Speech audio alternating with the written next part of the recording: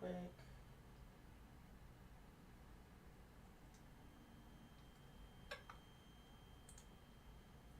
Good afternoon, ladies and gentlemen. The Hurricane Watchman is here to the latest update on the tropics.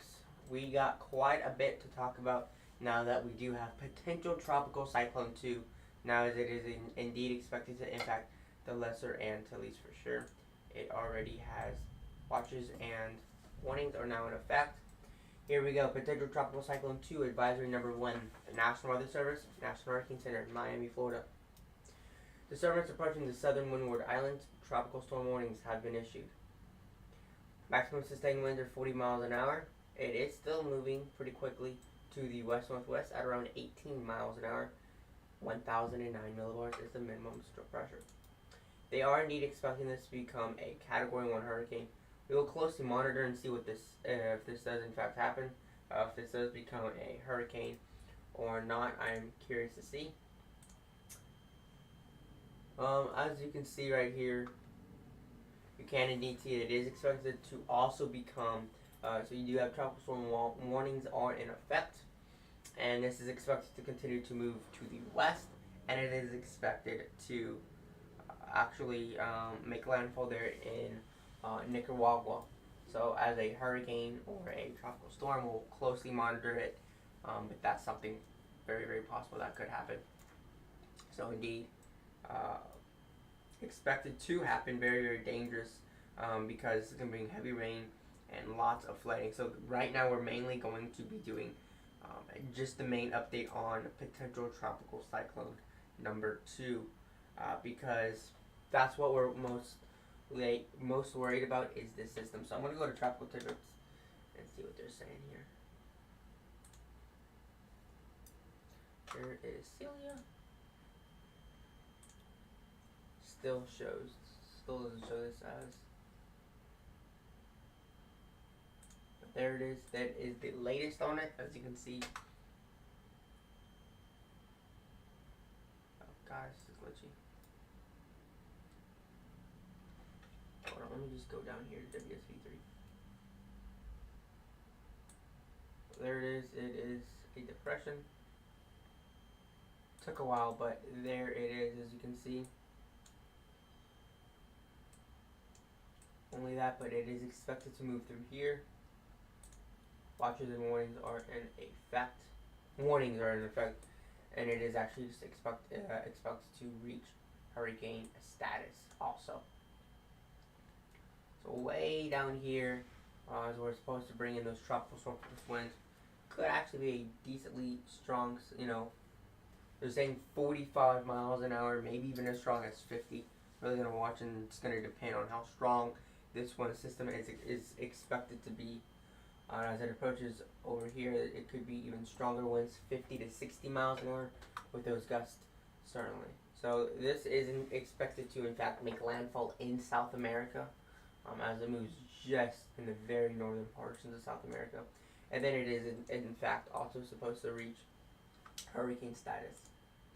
So I am going to come over here and take a look at the satellite imagery of it.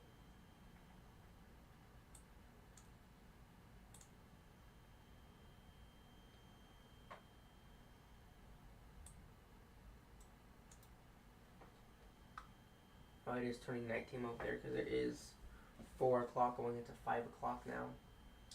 What I am going to do is I'm going to go to clean infrared and just zoom in on this region right here. Go to Control F, and then just sort of talk a little bit about what we're looking at with this system. So clearly you can see the storm is rotating, it's developing, it's starting to look much more well developed. It has winds sustained of tropical storm force, but the reason it is not able to be classified as a tropical storm is because it doesn't have a closed lobe. The isobars aren't completely closed off around the storm completely. So basically the storm is still developing. It is still organizing. It is not reached organization, is not organized yet enough to where it is actually going to be, is considered by meteorologists and scientists in this field to be considered a tropical cyclone. But the threats and the conditions it's going to bring to the islands and northern South America is still going to be the same as if it was a tropical storm. You're still going to have heavy rains. You're going to have flooding, mudslides, landslides. You're going to have rip currents. You're going to have gusty winds. That's all going to be the same. But from an organization standpoint, from a satellite perspective, from what we're looking at on a, mainly satellite, and what we're looking at through the 850 millibar vorticity, the spin in the atmosphere, what do the bones of the storm look like essentially? It doesn't look very well. But condition-wise and what you're going to be experiencing on the ground, it's going to be the exact same, which is why they're able to put watches and warnings because of this new feature of potential tropical cyclones. So, that's what we have with that. I do want to take a look at other stuff, including models. I'm going to take a look at some models also. I also want to just, take a look at what we got. So, that's what we got. I do want to take a look at this, so I have an idea of it trying to rotate. It's consolidating a little bit better. There's a lot more deep thunderstorm activity near the center, I believe. It's trying and starting to rotate more. When we get this storm rotating around an axis, it's usually when the storm begins to develop. Is usually when the storm begins to look a lot more better organized and more well developed. I don't know why it's doing this.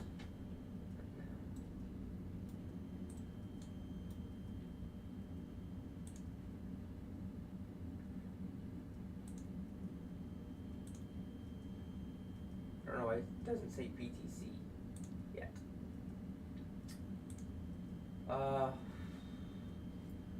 This is going to go up right now. The chance of tropical storm force winds are pretty low.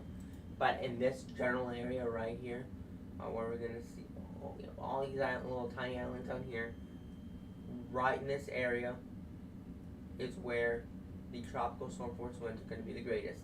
I think as this, ramps up over the next coming days, I don't know, I clicked on that, there aren't any hurricane force wind probabilities at the moment.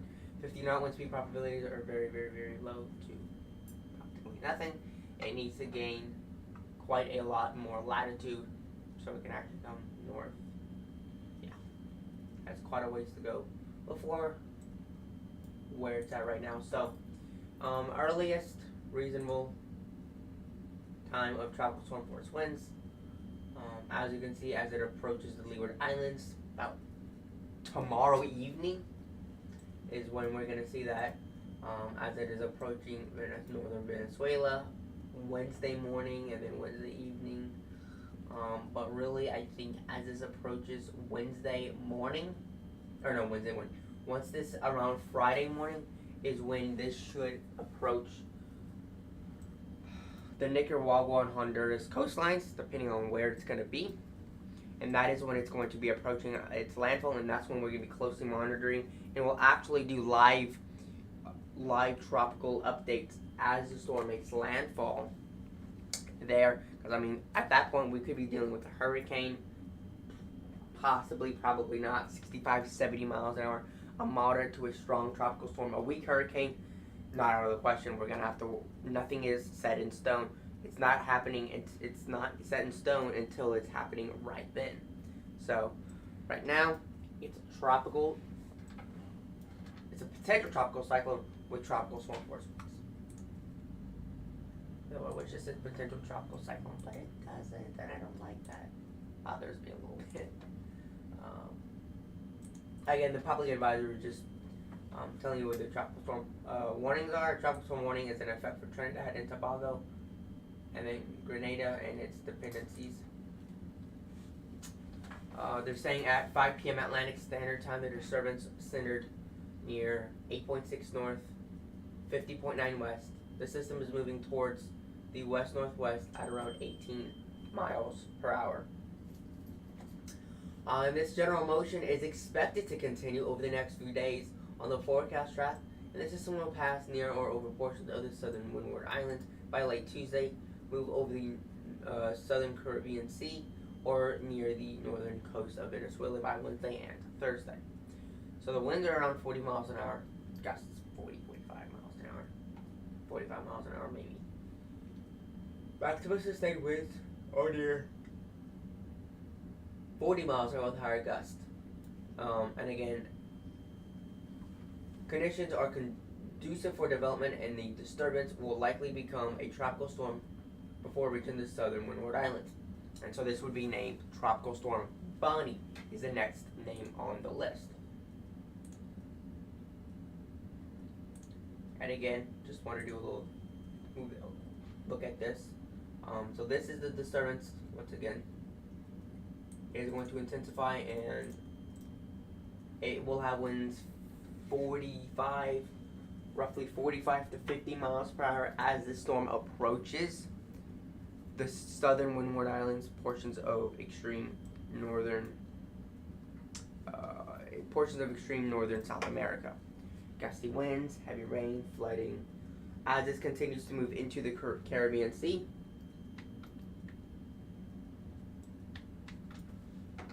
it is going to slowly intensify. There won't be any really rapid intensification. And we will see the storm go from 50, 60, 70, up to 75. And then once it gets there, then it's going to be, then soon it will be making landfall there in Nicaragua. And again, as this, we get updates, next update will be 7 p.m. I'm not going to do an update every 3 hours. This will probably be the last update of the day. Because to be honest, I am a little bit tired. But my next update will be most likely tomorrow morning. This is what we got right now. It's still pretty far away from the Windward Islands. This isn't going to be like a Hurricane Irma or anything catastrophic like that. It's just going to be, it's going to bring some heavy rain. There'll be a time where we could be seeing some flooding and some gusty winds. Mudslides and landslides are going to be the biggest threat. So please be careful and watch out with this system. I wanted to make this update very, very quick. I wanted to make it simple. I don't want this to be overly complicated, but that's where it is right now. It is starting to gain latitude as it continues to make its way north, and as that continues, it shouldn't have a problem at all. Not making landfall in South America. If this were to just make landfall in South America, it would die, because you can see here, this is all very mountainous terrains here. So pretty much the moment, let's just say it went directly. Now if it went directly west, it would hit this, and then there's quite a bit of mountainous terrain up here. Most of these islands got lots of mountains, and it's very mountainous up here.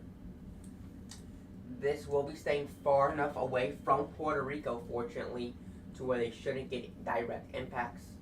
Depending on how large it is, they may get rain bands from it. But in terms of direct impacts, they won't see tropical storm force winds at all. I mean, the people in the direct path will barely see tropical storm force winds in the first place. Just in case y'all are wondering, yeah, Puerto Rico will be safe from this system, thankfully, in case you are watching from Puerto Rico. Alright, that is going to close up my update on potential Tropical Cyclone 2. It is still 40 miles an hour, and it will continue to make its way to the northwest.